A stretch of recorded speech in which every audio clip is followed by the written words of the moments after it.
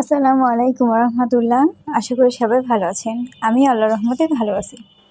আজকে আমি আপনাদের সাথে শেয়ার করব রেস্টুরেন্টের স্টাইলে খিচুড়ি রান্না। চলুন কথা না বাড়িয়ে শুরু করা যাক। অবশ্যই ভিডিওটি শুরু করার আগে একটি লাইক দিবেন। চ্যানেলটি সাবস্ক্রাইব না করলে অবশ্যই সাবস্ক্রাইব করে আমাদের পাশে থাকবেন নতুন নতুন ভিডিও পেতে। বিসমিল্লাহির রহমানির রহিম।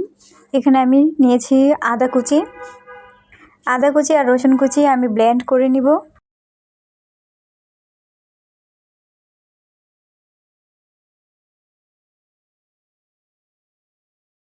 খিচুড়ির জন্য এখন আমি এখানে মুগ ডাল এবং মসুরি ডাল নিয়েছি হাফ কেজি পরিমাণ মতো। এগুলো আমি ভেজে নেব।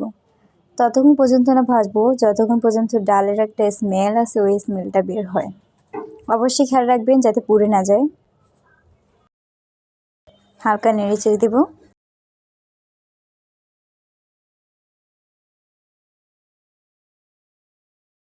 ভাজা হয়ে গেলে এখন আমি ঠান্ডা পানিতে দিয়ে দেব। ঠান্ডা পানিতে একটু ভেজিয়ে রাখবো কয়েক মিনিটের জন্য। এই যে আমি এখানে 2 কেজির মতো ওজনের একটা মুরগি নিয়েছি। 2 কেজির ভিতরে এখান থেকে অনেক কিছু প্রায় বাদ হয়ে গেছে, তো 1.5 কেজির মতো আর কি।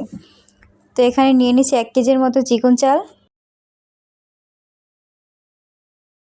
মুরগিগুলো আমি ধুয়ে কেটে নিয়েছি। দিয়ে দিচ্ছি লবণ, হলুদের গুঁড়ো আর মরিচের গুঁড়ো ভাজার জন্য।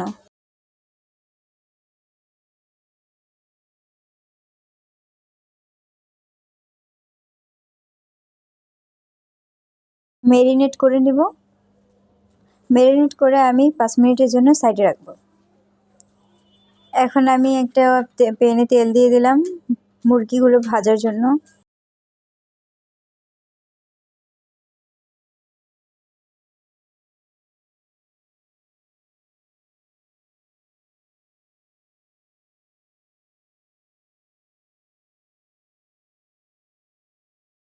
এক সাইডে ভাজা বসে আমি অন্য সাইডে আবার খিচুড়ির জন্য আমি আলাদা একটা হাঁড়িতে পেঁয়াজ কুচি দিয়েছি। এবার এখানে আদা রসুন আর পেঁয়াজ ব্লেন্ডার করা ছিল আলাদা করে, ওইটা দিয়ে দিলাম। এখানে প্রায় 1.5 কাপ পরিমাণ মতো ব্লেন্ড করা সব কিছু দিয়েছি আমি। আপনারা আপনাদের পরিমাণ মতো দিয়ে দেবেন। চেটে কষিয়ে নেব একটু। এখানে দিয়ে দেবো এখন আমি মরিচের গুঁড়ো দিয়েছি। ঝালটা আপনারা আপনাদের পরিমাণ মতো দিয়ে দেবেন।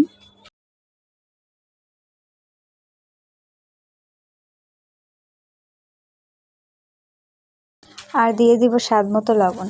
লবণ আমি মুরগিতেও ইউজ করব ওখানে, তাই এখানে অল্পই দিব, বেশি দিব না।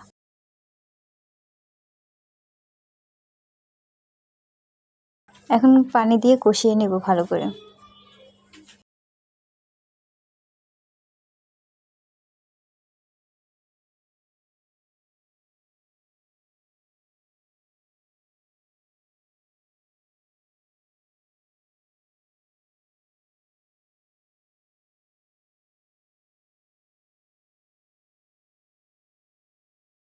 এই যে আমার কষানো হয়ে গেছে, তেল ছেড়ে দিয়েছে। এখন আমি আলু দিয়ে দেব। আমি খিচুড়ি কয়েক পিস আলু দিয়েছি, আপনারা চাইলে স্কিপ করতে পারেন, কোনো সমস্যা নেই।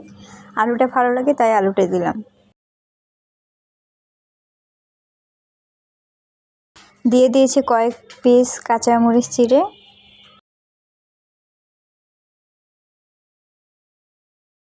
নেড়ে চেড়ে দেবো এখন হালকা করে।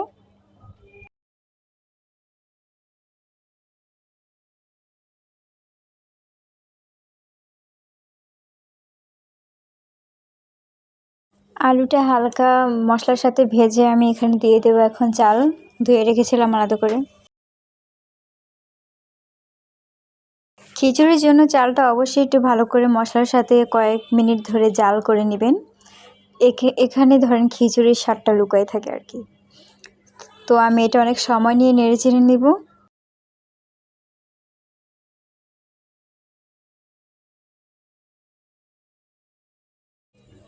আর এই সাইডে আমার মুরগিগুলো ভাজা হয়ে গেছে।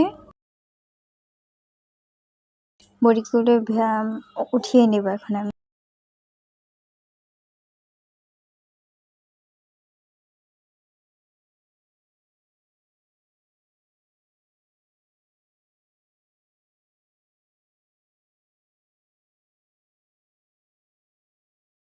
মুরগিগুলো আলাদা আমি মশলার সাথে কষিয়ে নেব। তো এখানে আমি দারচিনি আর এলাচ দিয়েছি 2 পিস করে, আর আদা রসুন ব্লেন্ড করা মশলাটা এখানে 2 চামচ ব্যবহার করেছি। এবার হলুদের গুঁড়ো আর মরিচের গুঁড়ো আর স্বাদ মতো লবণ দিয়ে আমি এটা কষিয়ে নেব।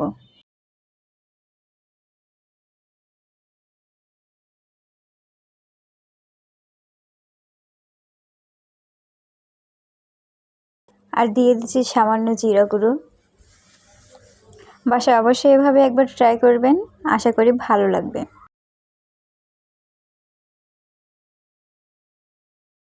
নেড়ে চেড়ে দেবো হালকা, যাতে পুড়ে না যায়। এখন অল্প করে পানি দিয়ে দেব। এই যে মশলাটা কষানো হয়ে গেছে, আমি এখন এখানে মুরগি ভাজাগুলো দিয়ে দিলাম। এভাবে করলে আর কি খিচুড়ির স্বাদটা দ্বিগুণ হয়, তাই আমি এভাবে আলাদা করে মুরগিটা আগে রান্নার মতোই করি পুরোটা, আর শেষে যে এখন একসাথে খিচুড়ির সাথে মিক্স করে দিই।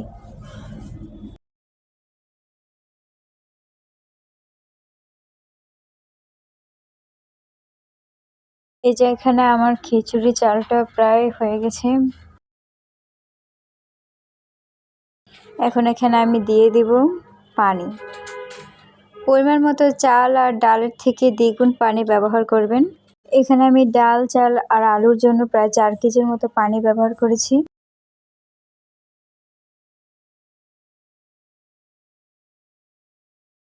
আর এইদিকে আমার মুরগিটাও হয়ে গেছে, আর চালটাও ফুটতে শুরু করে দিয়েছে। পানিটা যখন হালকা টেনে যাবে তখন আমি মুরগিগুলো এটার ভিতরে দিয়ে দেব। এই যে আমি দেখে নিচ্ছি হয়েছে কিনা। এই যে প্রায় আধ সিদ্ধ হয়ে গেছে। এখন আমি এখানে মুরগিগুলো দিয়ে দেব।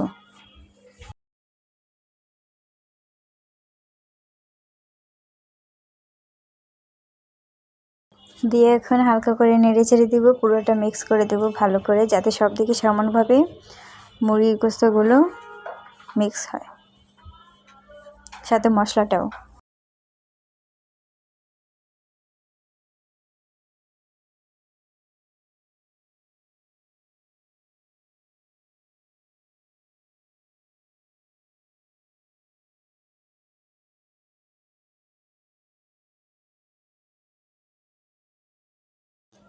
এই যে আমার খিচুড়িটা প্রায় হয়ে গেছে। এখন আমি দমে দিয়ে রাখবো 7 থেকে 10 মিনিটের জন্য।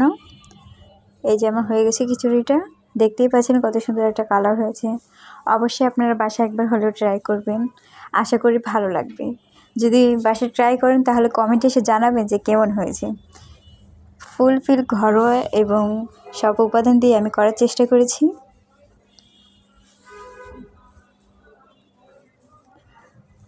কোনো ভুল ত্রুটি হলে ক্ষমা দৃষ্টিতে দেখবেন। আজ এই পর্যন্তই। সবাই ভালো থাকবেন, সুস্থ থাকবেন। আল্লাহ হাফেজ।